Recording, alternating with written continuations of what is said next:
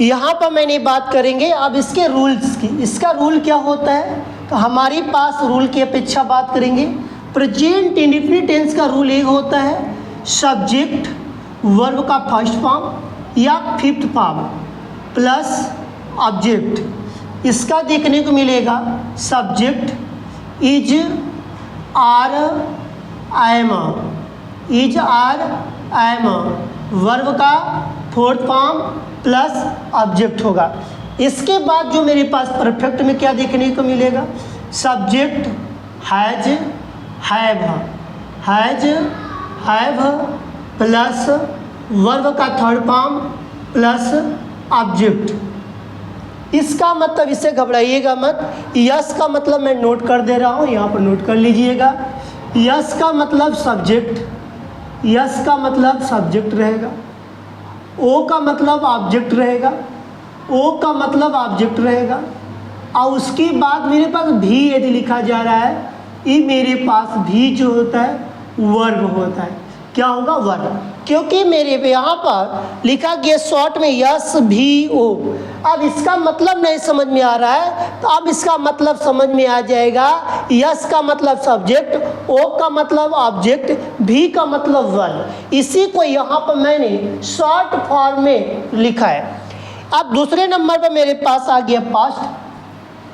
Past की यदि बात करें, सब्जेक्ट वर्ब का सेकेंड प्लस ऑब्जेक्ट। इसकी यदि बात करेंगे, subject was were, was were plus verb का फोर्थ फॉर्म प्लस ऑब्जेक्ट। आपके मन में एक डाउट आ रहा है कि फर्स्ट, फिफ्थ, थर्ड, फोर्थ क्यों होगा, इसका मतलब क्या होता है रेंज। इसका मतलब ये रेंज निकल कर आता है, यदि मुझे कोई पूछता है कुछ समय के लिए, मैंने वर्ब की बात किया, verb first, verb second, verb third, verb fourth, verb fifth. यहाँ पर मेरे पास वर्ब की यदि बात किया जाता है, तो यहाँ पर वर्ब का फिफ्थ फॉर्म का प्रयोग करने की, जैसे गो, गो क्या है पहला, फिर क्या होता है वेंट, फिर क्या होता है गॉन, फिर क्या होता है मेरे पास गोइंग।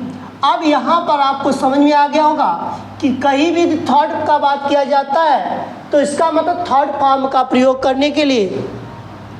फिफ्थ में क्या कहा जाता है, यस या यस का प्रयोग करने के लिए।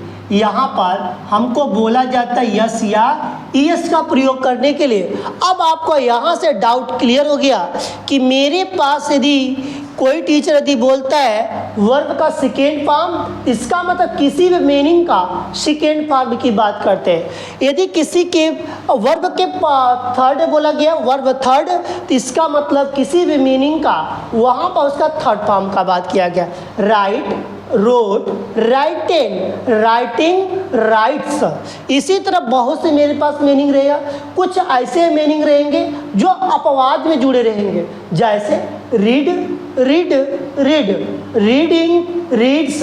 तो यहाँ पर तीनों फॉर्म क्या है, सेम है। रीड भी सेम है, फर्स्ट फॉर्म जैसे मैंने यहाँ पर लिख दिया रीड, रीड लिखा यहाँ पर, रीड लिखा यहाँ पे भी लिखेंगे, रीड यहाँ भी लिखेंगे। इसके बाद रीडिंग होता है, तो इसके बाद बदल गया। इसके बाद रीड्स होता है, इसके बाद रीड्स होता है। तो यहाँ पर मेरे पास बदला कि नहीं बदला, इसमें बदल गया, लेकिन ये तीनों मीनिंग सेम है। इसी तरह के वो हमारे कुछ ऐसे मीनिंग होते हैं, इसी सब मीनिंग को मुझे याद रखना पड़ता है, और उस मीनिंग को याद रखना पड़ता है जिसमें तीनों बदलता हो, मतलब कि सब उसमें बदला हो। जैसे गो का मीनिंग देखिए कुछ और है, यहाँ पर वेंट का मीनिंग कुछ और है, गॉन का मीनिंग कुछ और है, गोइंग का मीनिंग कुछ और है, गोस का मीनिंग कुछ और है। इसी तरह हमको याद होना चाहिए। अब नेक्स्ट में चले यहाँ पर, तो मेरे पास सब्जेक्ट किसका है, पास्ट परफेक्ट। सब्जेक्ट फिर क्या हो जाएगा, हैड प्लस वर्ब का थर्ड फॉर्म प्लस ऑब्जेक्ट। तो इस तरह के हमारे पास जो देखने को मिला, तो इसी तरह के रूल हमको यहाँ पर पढ़ने को मिलता है। इसी तरह फ्यूचर की यदि मैं बात करूँ, फ्यूचर में सब्जेक्ट, फ्यूचर में सब्जेक्ट कहते हैं कि हम फ्यूचर में चलने वाले हैं। सही बात है, फ्यूचर बहुत अच्छा चीज़ है। यहाँ पे यदि मैं बात करूँगा, subject will shell plus verb का फर्स्ट फॉर्म प्लस ऑब्जेक्ट, फिर क्या परफेक्ट हो जाएगा। परफेक्ट में सब्जेक्ट विल हो जाएगा, फिर क्या हो जाएगा, शैल हो जाएगा, विल शैल प्लस वर्ब का थर्ड फॉर्म के पहले लगाएंगे, यहाँ पर हैव लगाएंगे, हैव वर्ब का थर्ड फॉर्म प्लस ऑब्जेक्ट। तो यहाँ पर परफेक्ट में क्या लगता है, वर्ब का थर्ड फॉर्म का प्रयोग किया जाता है, जिसके कारण अब बताइए मेरे पास ये जो रूल लिखा गया है किसका रूल है, एक्टिव का कि टेंस का। आप बोलेंगे वहाँ पर ये तो मेरे पास टेंस का ही रूल उपस्थित है, जिसके कारण इसी का नाम बदल दिया गया है एक्टिव वॉइस, जिसको हम आप बोल सकते हैं। आज के बाद कोई पूछता है कि एक्टिव वॉइस और पैसिव वॉइस का रूल बताने के लिए आप तुरंत बता सकते हैं टेंस के रूल के अनुसार, जो कि यहाँ पर मेरे पास कंप्लीट होता है।